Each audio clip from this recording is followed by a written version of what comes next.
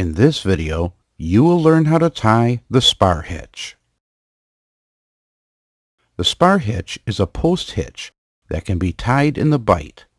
Because you don't need an end to tie it, the spar hitch makes an excellent crossing knot. To tie the spar hitch, make an underhand loop. Put the loop over the post. Pull one side of the loop away from the pole and under the lead end of the rope. Twist the rope counterclockwise to form a loop. Put this loop over the post. Pull on both ends of the rope to tighten the knot.